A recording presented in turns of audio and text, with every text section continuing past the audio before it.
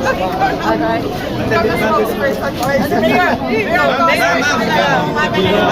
Okay, magandang umaga. Bakit ka nandito?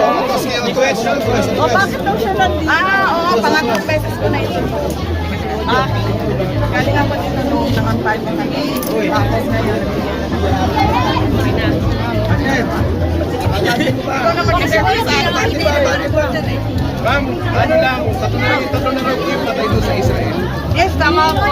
Kaya sa akin, kinakailangan mag-concentrate tayo sa away at kera ng Israel at Palestinian dahil higit sa 2,000 na nandun. At ganun din, meron rin nagsisimpatya na ibang kapatid nating Muslim sa ISIS, sa Hezbollah at pati na rin sa Hamas na yan. Kaya dapat iwasan natin ang gulo at siguraduhin muna na makalikas ang lahat ng mga Pilipino na VP Sara na po. VP Sara. VP, nag-statement po si former President Digong dun sa coffee funds na para sa ROTC. Yes, sir. Opo. For ROTC po yan. Sabi na ni Presidente.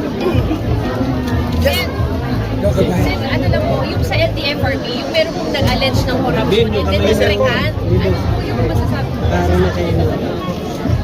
Alam natin na marami reklamo sa LTFRB. Sana imbestigahan ng puso-pusan dahil eto nga, nalilito tayo sa iba't ibang katibayan at testigo ng lumilitaw.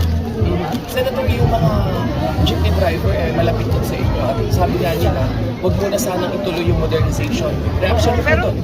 matagal ko na sinasabi yun dahil na tinamaan tayo ng COVID, hindi pa nakakabangon ng ekonomiya. Isa sa mga hard hit sector, yung ating mga toda at transport sector.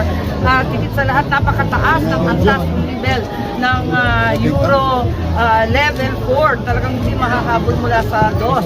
Wala man lang parts, wala man lang mag-aayos. Wala talagang pera yung ating mga operator, pot-pot, driver, habal-habal. Hindi nila kakayanin, pati yung mga jeepney natin. Kaya yun nga, i-postpone at siguro isaayos kung talaga bang kailangan maging mga operatiba o grupo muna sila kasi mga solo operator yan.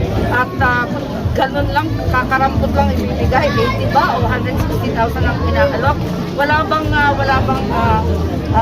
pagpalit yung sa luma tapos i-add na lamang po sa cost ng bago. Maraming nagsasabi na wala namang hindi sa bagong sasakyan pero kakayanin ba? Yun ang problema. Okay. Time out na po. Okay po, ma'am. Thank you so much po. Pahinga mo lang, pahinga.